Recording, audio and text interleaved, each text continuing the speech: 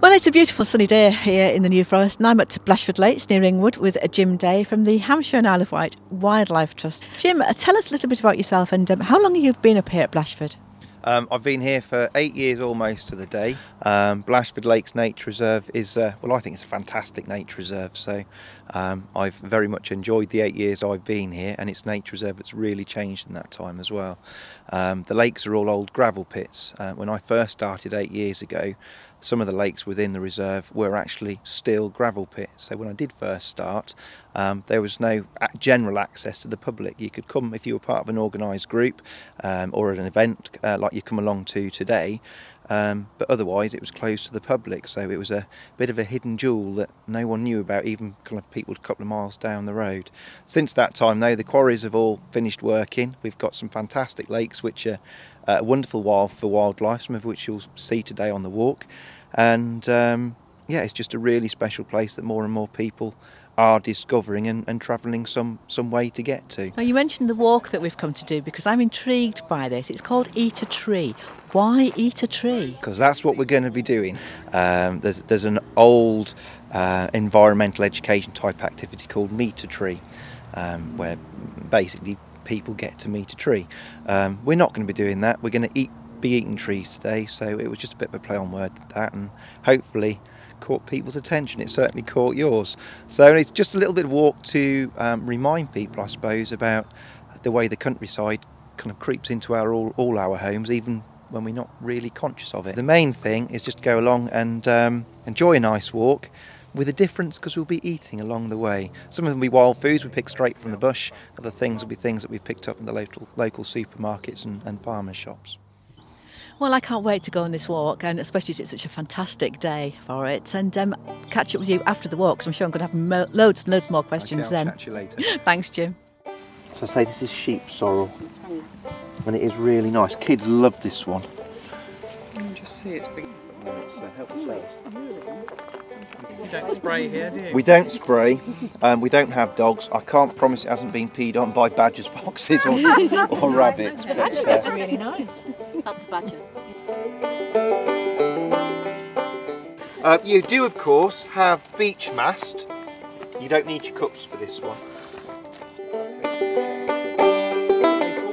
Mast being the little kind of nuts that you get inside the seed cases.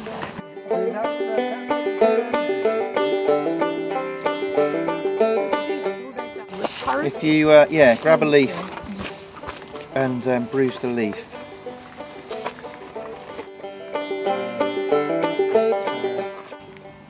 So we have some blackcurrant jelly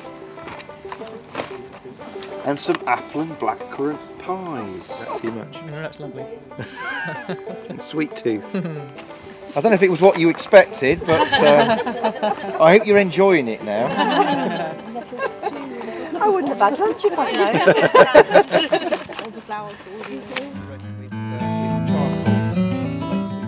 People traditionally pick the nettle tops in the spring and cook them like spinach, so they just simmer them down like you would spinach or any other leaf vegetable, and they are really tasty. They do have that kind of strong green kind of spinach taste. We'll see if fresh nettle. We do tend. What's it again? Live burn, garlic and nettle, and we are open to sponsorship. Right, there we go.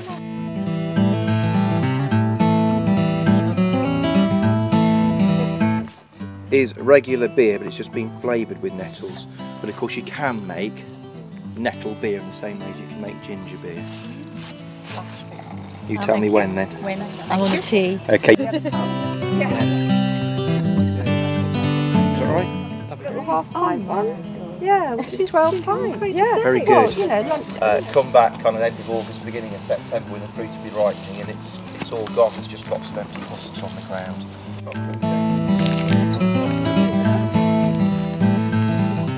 Pass that on, I think people will have more.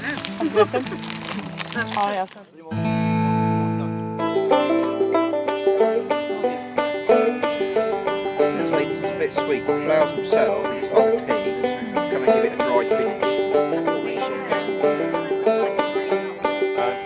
We don't have any native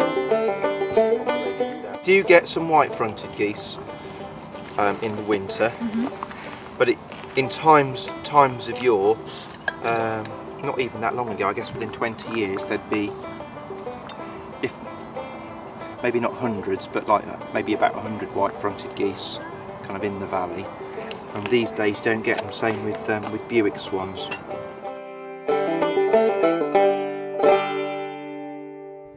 Well, Jim, I think everybody really enjoyed that walk. We were out there, what, a couple of hours, was it? Yeah, a couple of hours, yeah.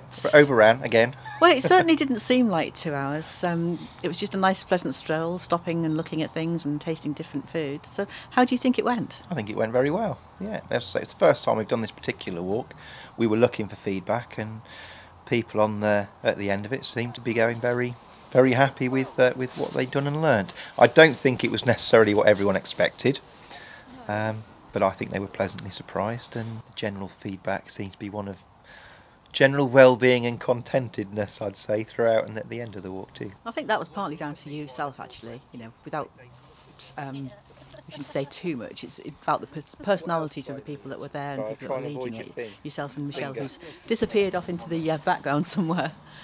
That's very kind of you. I think the same is probably true of any member of Wildlife Trust. We're all very passionate about what we do. We need paying because we can't manage without it, but we don't do the jobs we do for the money. We do it because we're passionate about what we do and believe in what we're doing. So I think that comes through when you're leading a guided walk. I think it absolutely does, and actually the people who were here really seemed to be interested in what you were doing. It wasn't as if they just turned up because they were looking for something to do in an afternoon. They did seem to be genuinely interested in what was going on. If they just turned up because they felt like it and wondered what to do with themselves, I think they possibly would have turned around again, I don't know. But no, they did seem to be really enjoying themselves, and lots of people left, having come to the reserve for the first time today, saying that they'd be back. And also that they were quickly going to go and scribble away everything they'd learnt so they didn't forget it, which was also, it was nice. People wanting to go away remembering what you've told them, you must have done something right.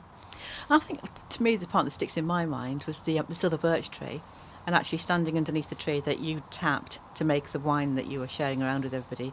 I mean, that must have felt quite special to you too. It was. It's the first time I'd actually drunk the wine in that spot. I need to say at this point that I don't normally drink at work, and we were only sampling very, very small bit, just in case the boss is listening. But no, I've bought the wine in occasionally for when we've had volunteer kind of thank you evenings and so on for them to try. But no, to actually be in the woodland where the tree was tapped and have a little sip was, yeah, it was good, especially on such a glorious day. How many times a year are you able to tap a tree? You can only tap a tree in the spring. At that time the sap's all kind of forcing up the tree in order to open up the leaves and kind of get the tree going at the end of winter, the start of spring. So it's only a short period of time, maybe about a month or so, February or March time. Exactly when depends on the time of year. I normally look and see when the frogs are spawning, because that seems about right. The frogs are tuned into these things far better than I.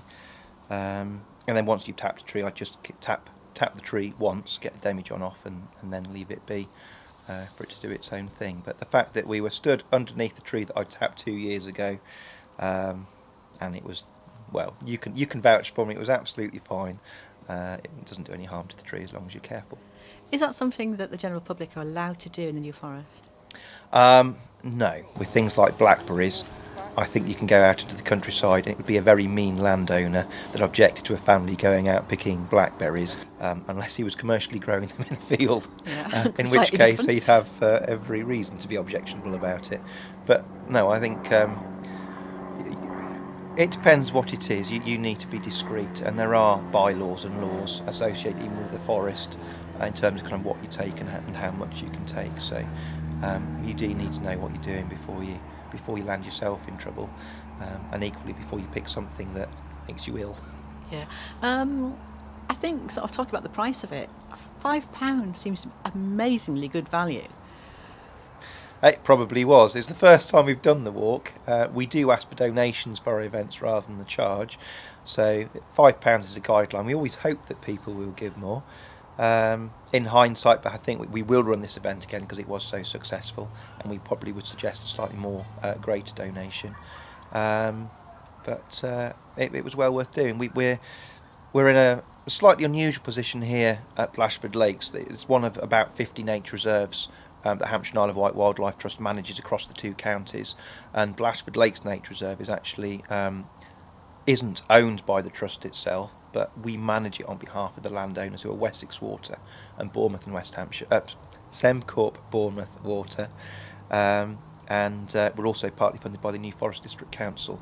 So with that funding kind of comes kind of extra commitments to the public, I suppose, on their behalf. Oh, yeah, congratulations, certainly on today. Thank you very much. We've really enjoyed it. It's a fantastic opportunity. I think the weather played a large part in that. It did. It's been lovely autumn weather, and yeah, perfect for today. Yeah, well, good luck. Good luck for next year. And if anybody wants to find out what else is going on up here, how do they do that? Any number of ways. We produce a little leaflet in-house, which we put out to local tourist information centres and libraries, as well as in the centre itself.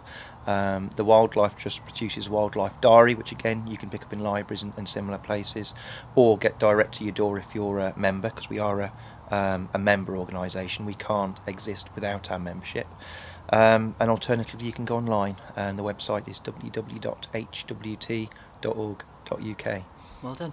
The other thing that occurs to me, it must be a fair bit of work involved. Is it all paid staff, or do you need volunteers? We do have lots of volunteers here, yeah. I've got a core of 3 full-time members of staff, and for the last year or so we've had a 4th member of staff who comes in to help us cover the evening and weekend opening. The reserve is open for 7 days a week, and is staffed 7 days a week. The only day we close is Christmas Day, and the odd day in a hard winter when none of us can get in which case probably no one else can get in either unless they're walking from very nearby. But other than that, a lot of the habitat management work and the assisting with particularly larger groups of young people when we've got school groups in is done by volunteers, and the trust as a whole also relies on volunteers for any number of jobs. And again, you can find out more either by speaking to a member of staff or looking online. Well, thanks ever so much for letting us come on today. Thank you for coming. I hope you've enjoyed it. We did. We've had a great time. We don't need supper now. Thank you.